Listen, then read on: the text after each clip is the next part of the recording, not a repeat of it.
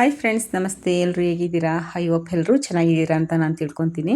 ಇವತ್ತು ನಾನು boat neck ಕಟ್ಟಿಂಗಲ್ಲಿ ಹಿಂದೆ ಯಾವುದೇ ಡಿಸೈನ್ ಇಲ್ದೇ ಕ್ಲೋಸ್ ಆಗಿ ಅದಕ್ಕೆ ಸ್ವಲ್ಪ ಡಿಸೈನ್ ಮಾಡಬೇಕು ಅಂತ ಅಂದ್ಕೊಂಡಿದ್ದೀನಿ. ಕ್ಲೋಸ್ ನೆಕ್ ಹೊಲಿಯೋದು, ಅದ್ರ ಜೊತೆಗೆ ನಾರ್ಮಲ್ ಬ್ಲೌಸಲ್ಲಿ ಯಾವ ರೀತಿ ಬೋಟ್ ನೆಕ್ ಕಟ್ ಮಾಡೋದು ಅಂತ ನಾನು ತೋರಿಸ್ಕೊಡ್ತಾ ಇದ್ದೀನಿ. ನನ್ನ ವಿಡಿಯೋನ ಎಲ್ಲೂ ಸ್ಕಿಪ್ ಮಾಡದೆ ಪೂರ್ತಿ ವಿಡಿಯೋ ನೋಡಿ. ಹಾಗೆಯೇ ಸಬ್ಸ್ಕ್ರೈಬ್ ಮಾಡ್ದೇ ನೋಡ್ತಾ ಇರೋರು ಸಬ್ಸ್ಕ್ರೈಬ್ ಮಾಡ್ಕೊಂಡು ನೋಡಿ ಫ್ರೆಂಡ್ಸ್. ಈಗ ನಾನು ಮೊದಲಿಗೆ ನಿಮ್ಗೆ ಗೊತ್ತಿರೋ ಥರನೇ ನಾನು ಲೈನಿಂಗ್ನ ಐರನ್ ಮಾಡ್ಕೊಂಡಿದ್ದೀನಿ. ಐರನ್ ಮಾಡಿಕೊಂಡು ಮೊದಲನೇ ಕೆಲಸನೇ ನಾನು ಸ್ಲೀವ್ ಕಟ್ಟಿಂಗ್ ಮಾಡ್ಕೊತಾ ಇದ್ದೀನಿ.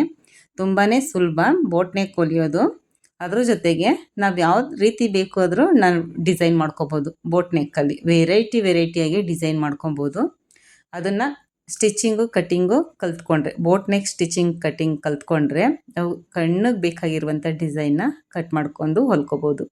ನೋಡಿ, ಈಗ ಇದು ಹಾಫ್ ಸ್ಲೀವು. ನಾನು ಹಾಫ್ ಸ್ಲೀವ್ನ ತಗೋತಿಲ್ಲ. ಇದಕ್ಕೆ ಬೋಟ್ ನೆಕ್ ಅಲ್ಲ, ಹಿಂದೆ ಕ್ಲೋಸ್ ನೆಕ್ ಇಡ್ತಾ ಇದ್ದೀನಿ. ಅದಕ್ಕೋಸ್ಕರ ನಾನು ಒಂದು 11 ಉದ್ದ ಇಡ್ತಾ ಇದ್ದೀನಿ. ಬ್ಲೌಸ್ ಉದ್ದನ, ತೋಳು ಉದ್ದನ,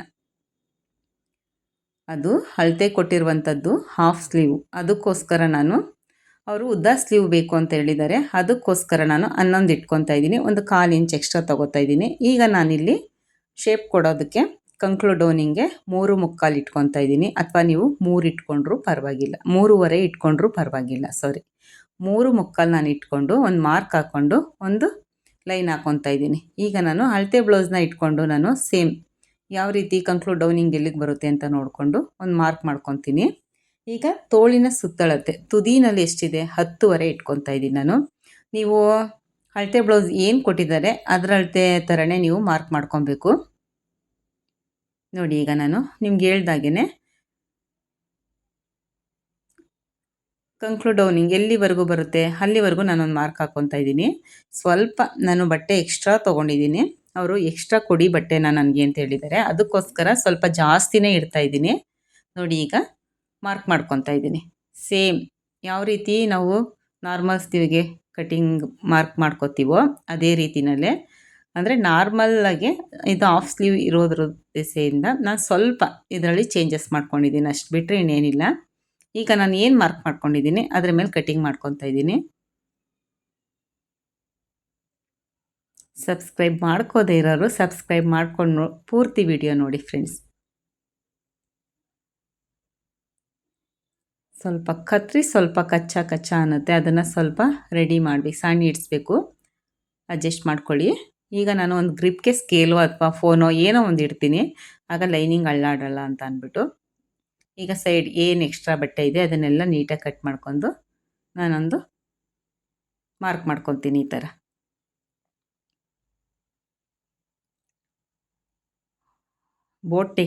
ಬೋಟ್ ನೆಕ್ಕಲ್ಲಿ ನಾವು ವೆರೈಟಿಯಾಗಿ ನೆಕ್ ಡಿಸೈನ್ ಮಾಡ್ಕೋಬೋದು.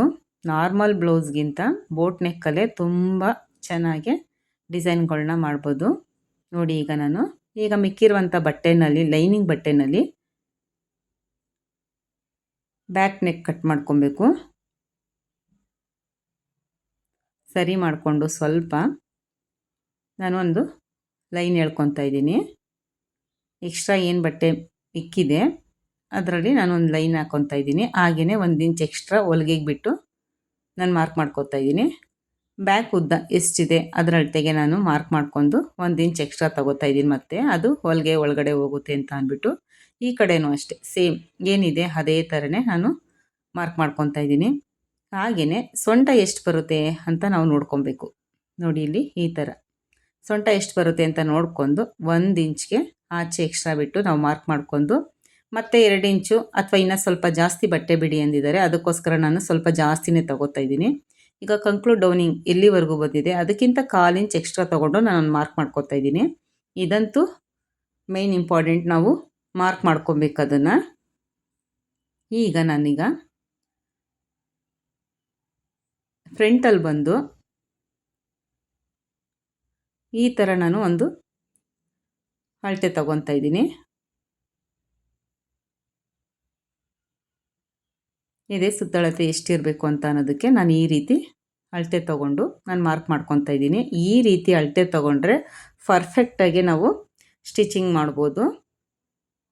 ನೋಡಿ, ಇಲ್ಲಿ ಈಗ ನಾನು ಎಲ್ಲೆಲ್ಲಿ ಮಾರ್ಕ್ ಮಾಡಿದ್ದೀನಿ ಅದಕ್ಕೆಲ್ಲ ನಾನೊಂದು ಲೈನ್ ಹಾಕ್ಕೊತಾ ಇದ್ದೀನಿ. ಇದಾದ ನಂತರ ನಾನು ಒಂದು 3ಕ್ಕೆ ಅಥವಾ 3 ಕಾಲ್ಗೆ ನಾನು ನೆಕ್ಕಿಗೆ ಮಾರ್ಕ್ ಮಾಡಿಕೊಂಡೆ. ಅಷ್ಟೇ ಸಾಕು. ಅಂದರೆ ಹಿಂದೆ ಡಿಸೈನ್ ಏನಿಲ್ಲ, ಕ್ಲೋಸಾಗೇ ಇರಲಿ ಅಂತ ಅಂದ್ಬಿಟ್ಟು. ಅದು ಈಗ ಟ್ರೆಂಡಿಂಗಲ್ಲಿ ನಡೀತಾ ಇದೆ. ಅದಕ್ಕೋಸ್ಕರ ನಾನು ಒಂದು 3 ಕಾಲ್ಗೆ ತೊಗೊಂಡಿದ್ದೀನಿ. ಈಗ ಇಲ್ಲಿ 4ಗೆ ತೊಗೊಳ್ಳಿ. ಸ್ವಲ್ಪ ದಪ್ಪ ಇದ್ದರೆ 4ಕ್ಕೆ ತೊಗೊಳ್ಳಿ.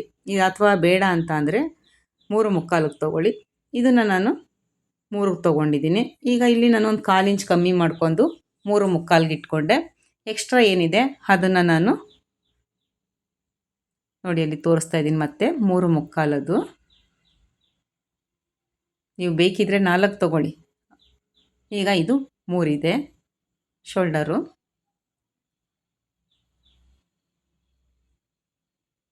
ಇದಕ್ಕೊಂದು ನಾನು ಮಾರ್ಕ್ ಮಾಡ್ಕೊತಾ ಇದ್ದೀನಿ.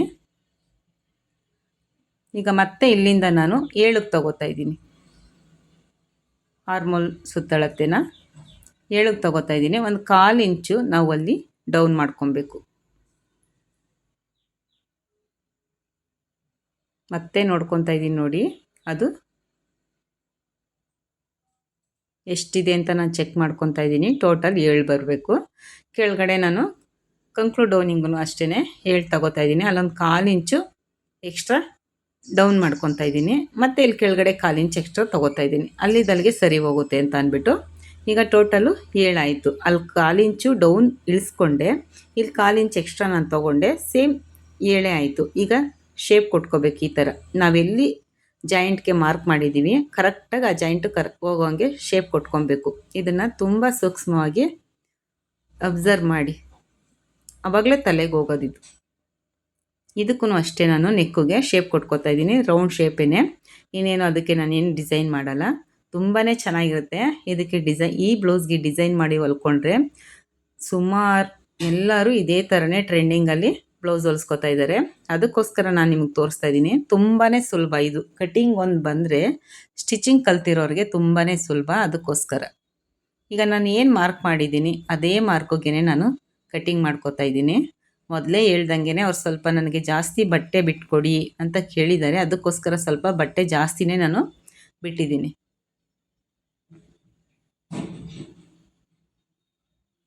ಶೇಪ್ ಚೆನ್ನಾಗಿ ಮಾರ್ಕ್ ಮಾಡ್ಕೊಂಡು ಅದ್ರ ಮೇಲೇ ನೀಟಾಗಿ ಕಟ್ ಮಾಡ್ಕೋಬೇಕು. ಈ ಥರ ನಾನು ಇನ್ನೊಂದು ಸ್ವಲ್ಪ ಜಾಸ್ತಿನೇ, ಮಾರ್ಕಿಗಿಂತ ಸ್ವಲ್ಪ 1/4 ಇಂಚ್ ಎಕ್ಸ್ಟ್ರಾನೇ ತೊಗೋತಾ ಇದ್ದೀನಿ, ಹೋಗಲಿ ಅಂತ ಅಂದ್ಬಿಟ್ಟು. ಇದೇನಿದೆ ಅದೇ ರೀತಿಯಲ್ಲೇ ನಾವು ಕಟಿಂಗ್ ಮಾಡಿಕೊಂಡು ಒಂದು ಮಾರ್ಕ್ ಮಾಡ್ಕೊಳ್ಳೋಣ. ಹಿಂಗೆ ಟಿಕ್ ಹಾಕ್ಕೊಳ್ಳೋಣ. ತುಂಬಾ ಚೆನ್ನಾಗಿ ಕಾಣಿಸುತ್ತೆ ಫ್ರೆಂಡ್ಸ್. ಈ ಥರ ನೆಕ್ನ ನಾವು ಡಿಸೈನ್ ಮಾಡ್ಕೊಂಡು ಹೊಲ್ಕೊಂಡ್ರೆ ತುಂಬಾ ಚೆನ್ನಾಗಿ ಕಾಣುತ್ತೆ. ಇದ್ರ ಸ್ಟಿಚಿಂಗ್ ನಾನು ಹಾಕ್ತೀನಿ, ಯಾವ ರೀತಿ ನಾನು ಡಿಸೈನ್ ಮಾಡ್ತೀನಿ ಅಂತ ಅಂದ್ಬಿಟ್ಟು. ಆಲ್ಮೋಸ್ಟ್ ಎಲ್ಲರೂ ಇದೇ ಥರನೇ ಹೊಲ್ಸ್ಕೊತಾ ಇರೋದು. ಮೈಸೂರು ಸಿಲ್ಕ್ ಸ್ಯಾರಿಗಂತೂ ತುಂಬ ಟ್ರೆಂಡಿಂಗಲ್ಲಿ ಓಡ್ತಾ ಇದೆ ಈ ಬ್ಲೌಸು. ನೋಡಿ, ನಾನು ಲೈನಿಂಗಿಗೆ ಈ ಥರ ಮಾರ್ಕ್ ಹಾಕ್ಕೊತಾ ಇದ್ದೀನಿ. ಹೊಲಿಬೇಕಾದ್ರೆ ನಂಗೆ ಸುಲಭ ಆಗಲಿ ಅಂತ. ನನಗೆ ಗೊತ್ತಿರುತ್ತೆ, ನಿಮಗೆ ಸ್ವಲ್ಪ ಕಲಿಯೋರಿಗೆ ಅರ್ಥ ಆಗಲಿ ಅಂತ ನಾನು ತೋರಿಸ್ಕೊಡ್ತಾ ಇದ್ದೀನಿ. ನೋಡಿ, ಇಲ್ಲಿ ಈ ಥರ ಮಾರ್ಕ್ ಮಾಡಿಕೊಂಡೆ ನೀಟಾಗಿ, 2 ಕಡೆ ಒಂದೇ ಸಮ ಬರೋ ಥರ. ಇದಾದ ನಂತರ ನಾನು ಫ್ರಂಟ್ ಕಟ್ ಮಾಡ್ಕೊಬೇಕು.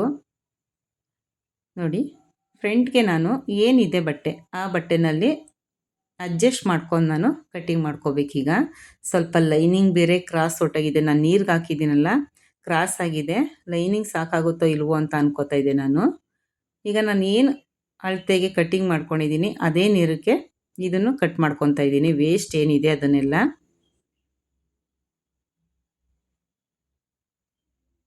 ಅದ್ರ ಮೇಲೆ ಬ್ಯಾಕ್ ಕಟ್ ಮಾಡಿರುವಂಥ ಬಟ್ಟೆನ ಲೈನಿಂಗ್ ಬಟ್ಟೆ ಇಟ್ಕೊಂಡು ಒಂದು 1/4 ಇಂಚ್ ಎಕ್ಸ್ಟ್ರಾ ಸ್ಟ್ರೈಟಾಗಿ ಒಂದು ಲೈನ್ ಹಾಕ್ಕೊಂಡು ಕಟ್ಟಿಂಗ್ ಮಾಡ್ಕೊಳ್ಳೋಣ. ಇದಕ್ಕೆ ನಾನು ವಿ ನೆಕ್ಕಲ್ಲಿ ಮುಂದೆ ವಿ ಶೇಪಲ್ಲಿ ಹೊಲಿತಾ ಇದ್ದೀನಿ.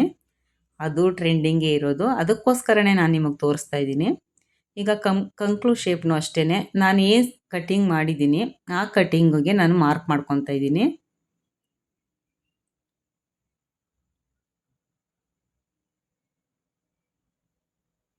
ಮಾರ್ಕ್ ಮಾಡ್ಕೊಂಡು ನಾನು ಅಳತೆ ಬ್ಲೌಸಲ್ಲಿ ಏನು ಮಾರ್ಕ್ ಮಾಡಿದ್ದೀನಿ ನೋಡಿ, ಅದನ್ನು ನಾನು ಒಂದು ಮಾರ್ಕ್ ಹಾಕ್ಕೊತಾ ಇದ್ದೀನಿ. ಈಗ ಶೇಪ್ ಕೊಟ್ಕೊಳ್ಳೋಣ. ಒಂದು 1/4 ಇಂಚ್ಗಿಂತ ಜಾಸ್ತಿನೇ, ಅರ್ಧ ಇಂಚ್ಗಿಂತ ಅರ್ಧ ಇಂಚ್ ಆದರೂ ಪರವಾಗಿಲ್ಲ. ಒಂದು ಶೇಪ್ ಚೆನ್ನಾಗಿ ತೊಗೊಬೇಕು ಈ ಥರ. ಇಲ್ಲಿ ನಾನು ಮಾರ್ಕ್ ಮಾಡ್ಕೊತಾ ಇದ್ದೀನಿ, ಅದು ನೆಕ್ಕುಗೆ ಅಂತ ಅಂದ್ಬಿಟ್ಟು. ಇದಾದ ನಂತರ ಮತ್ತೆ ಇನ್ನೊಂದು ಸಲ ಇಟ್ಕೊಂಡು ಚೆಕ್ ಮಾಡ್ಕೊಳ್ಳೋಣ ಕರೆಕ್ಟಾಗಿದೆಯಾ ಮಾರ್ಕಿಂಗು ಅಂತ ಅಂದ್ಬಿಟ್ಟು. ಈಗ ಅಳತೆ ಬ್ಲೌಸ್ ತೊಗೊಂಡು, ಅಳತೆ ಬ್ಲೌಸಲ್ಲಿ ಏನಿದೆ ಕಂಕ್ಳಿಂದ ಬೆಲ್ಟ್ವರೆಗೂ ನಾನಿಲ್ಲಿ ಮಾರ್ಕ್ ಮಾಡಿದ್ದೀನಲ್ಲ, ಅದಕ್ಕೆ ಇಂಪಾರ್ಟೆಂಟ್ ಅಂತ ಹೇಳಿದ್ದು.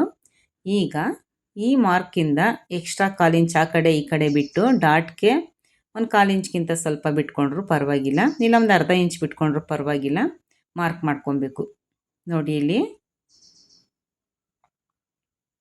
ಈಗ ಮಾರ್ಕ್ ಮಾಡಿಕೊಂಡು ಒಂದು ಲೈನ್ ಹಾಕ್ಕೊಳ್ಳೋಣ. ಈಗ ಮಧ್ಯಾಹ್ನ ಅಷ್ಟೇ ನಾವು ಎಲ್ಲಿ ಡಾಟ್ ಹಿಡ್ದಿದ್ದೀವಿ, ಶೋಲ್ಡರಿಂದ ಎಲ್ಲಿ ಡಾಟ್ ಹಿಡ್ದಿದ್ದೀವಿ ಅಲ್ಲಿವರೆಗೂ ಒಂದು ಮಾರ್ಕ್ ಮಾಡ್ಕೊಂಡು ಒಂದು 1/4 ಇಂಚ್ ಎಕ್ಸ್ಟ್ರಾ ತೊಗೋತೀನಿ ನಾನು. ಮುಂದೆ ನೆಕ್ಕು ಅಷ್ಟೇ, ಇದು ಈ ನೆಕ್ ಥರನೇ ನಾವು ತೊಗೋಬಾರ್ದು. ಈ ನೆಕ್ ಅಳತೆ ಮೇಲೆ ನಾವು ಮಾರ್ಕ್ ಮಾಡ್ಕೊಂಡು ಒಂದು ಅರ್ಧ ಇಂಚು ಅಥವಾ 1 ಇಂಚು ನಾವು ಕಮ್ಮಿ ಮಾಡ್ಕೊಬೇಕು. ಜಾಸ್ತಿ ಇರುತ್ತೆ ಇದು, ಅದಕ್ಕೆ ಅದನ್ನು ಕಮ್ಮಿ ಮಾಡ್ಕೊಬೇಕು. ಕಮ್ಮಿ ಮಾಡಿಕೊಂಡು ಡಾಟ್ಗೆ ಎಷ್ಟು ಜಾಗ ಬೇಕು ಅದನ್ನು ಬಿಟ್ಕೊಂಡು ಇದನ್ನು ನಾನು ಈ ಥರ ಮಾರ್ಕ್ ಮಾಡ್ಕೊಂಡಿದ್ದೀನಿ. ಇದರಲ್ಲಿ 8 ಬಂದಿದೆ. 8 ಬೇಕು ಅನಿಸುತ್ತೆ, ಯಾಕೆ ಅಂದರೆ ವಿ ನೆಕ್ ಅಲ್ಲ, ಇದು ವಿ ಶೇಪ್ ಕೊಡ್ತಾ ಇದ್ದೀನಿ, ಅದಕ್ಕೋಸ್ಕರ ನಾನು 8 ತೊಗೋತಾ ಇದ್ದೀನಿ.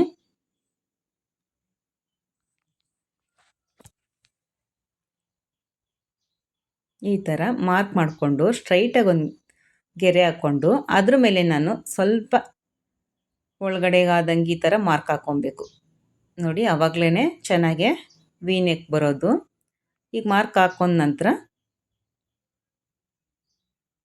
ಅಥವಾ ಡೈಮಂಡ್ ಶೇಪ್ ಬೇಕು ಅಂತ ಅಂದರೆ ಅದಕ್ಕಿಂತ ಈಗ 8 ಇದೆ, 8ಗಿಂತ 1 ಇಂಚು ಕಮ್ಮಿ ಮಾಡಿಕೊಂಡು ನಾವು ಶೇಪ್ ಕೊಟ್ಕೊಬೇಕು ಡೈಮಂಡ್ ಶೇಪಲ್ಲಿ. ನಾನು ನಿಮಗೆ ತೋರಿಸ್ತಾ ಇರೋದು, ನಾನು ವಿ ಶೇಪ್ನೇ ಕಟ್ ಮಾಡ್ತೀನಿ. ನೆಕ್ಕು ವಿ ಇರಲಿ ಅಂತ ಅಂದ್ಬಿಟ್ಟೆ ವಿಗೆ ಮಾರ್ಕ್ ಹಾಕ್ತಾಯಿದ್ದೀನಿ. ನೋಡಿ ಈ ಥರ ಒಳಗಡೆಯಿಂದ ನಾವು ಮಾರ್ಕ್ ಹಾಕ್ಕೊಬೇಕು.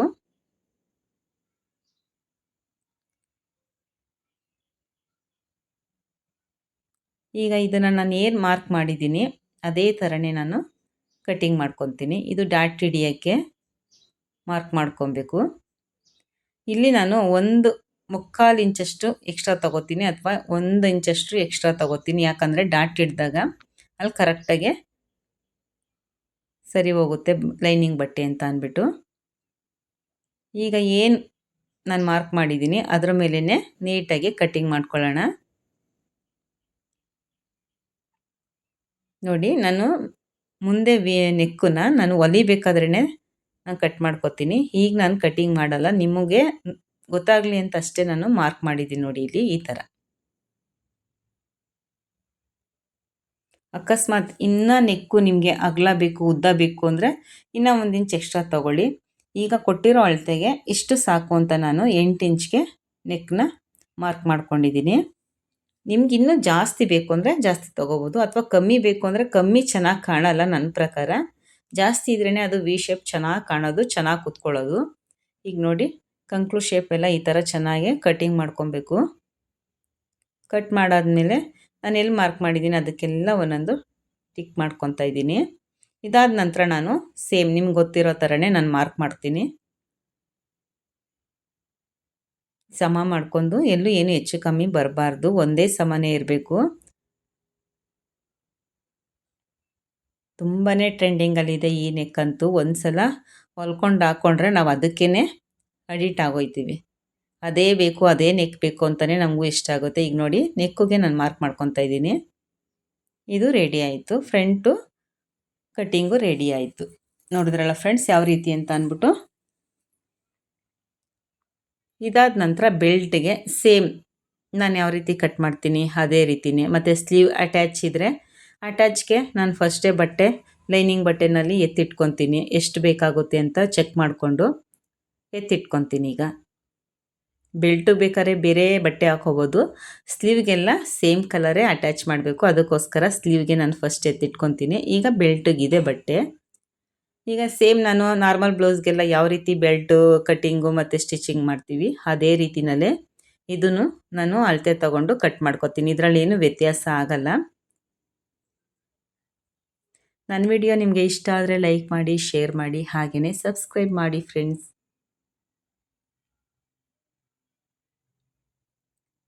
ವಿಡಿಯೋ ಇಷ್ಟ ಆದರೆ ಒಂದು ಕಮೆಂಟ್ ಮಾಡಿ ಫ್ರೆಂಡ್ಸ್, ಹೇಗಿತ್ತು ವಿಡಿಯೋ ಅಂತ ಅಂದ್ಬಿಟ್ಟು. ನಾನು ಮಾರ್ಕ್ ಮಾಡಿ ಕಟ್ಟಿಂಗ್ ಮಾಡಿ ಸ್ಟಿಚ್ಚಿಂಗ್ ಮಾಡೋ ಅಳತೆಗೆ ನೀವು ಕರೆಕ್ಟಾಗಿ ಮಾಡಿದ್ರೆ 100% ಬ್ಲೌಸ್ ಸ್ಟಿಚಿಂಗ್ ಕರೆಕ್ಟಾಗಿ ಬರುತ್ತೆ. ಅದರಲ್ಲಿ ನೀವೇನು ಹೆಚ್ಚು ಕಮ್ಮಿ ಮಾಡ್ಕೋಬಾರ್ದು. ನಾನು ಹೇಳಿರೋ ಮಾತನ್ನು, ನಾನು ಮಾಡಿರೋ ಕಟ್ಟಿಂಗ್ನ ನೀವು ಒಂದು ಸಲ ಇಲ್ಲದೇ 2 ಸಲ ವಿಡಿಯೋ ನೋಡಿ ಅರ್ಥ ಮಾಡಿಕೊಂಡು ಆನಂತರ ಮಾರ್ಕ್ ಮಾಡಿ ಕಟ್ಟಿಂಗ್ ಮಾಡಿ ಫ್ರೆಂಡ್ಸ್. ಪರ್ಫೆಕ್ಟಾಗಿ ಬರುತ್ತೆ ಇದು. ನಾವು ಬೋಟ್ ನೆಕ್ಕಲ್ಲೇ ಬೇಕಾದಷ್ಟು ಡಿಸೈನ್ ಮಾಡ್ಬೋದು. ಅದು ನಾನು ಡಿಸೈನ್ ಮಾಡಬೇಕಾದ್ರೆ ನಾನು ನಿಮ್ಗೆ ಹೇಳ್ಕೊಡ್ತೀನಿ. ಇದು ಬರೀ ಕ್ಲೋಸ್ ನೆಕ್ ಅಷ್ಟೇ. ಅದರಲ್ಲಿ ಬಾರ್ಡರ್ ಡಿಸೈನ್ ಮಾಡಿ ಅಂತ ಹೇಳಿದ್ದಾರೆ. ಬಾರ್ಡರ್ ಮಾತ್ರ ನಾನು ಡಿಸೈನ್ ಮಾಡ್ತೀನಿ. ಅದಕ್ಕೋಸ್ಕರ ನಿಮಗೆ ಕ್ಲೋಸ್ ನೆಕ್ಕಲ್ಲೇ ತೋರಿಸ್ತಾ ಇದ್ದೀನಿ. ಈಗ ರೆಡಿ ಆಯಿತು ಬೋಟ್ ನೆಕ್ ಕಟ್ಟಿಂಗ್. ನಾರ್ಮಲ್ ಬ್ಲೌಸಿಂದ ಬೋಟ್ ನೆಕ್ ಕಟ್ಟಿಂಗ್ ಮಾಡೋದು ಯಾವ ರೀತಿ ಅಂತ ನೀವು ತಿಳ್ಕೊಂಡ್ರಿ. Thank you for watching.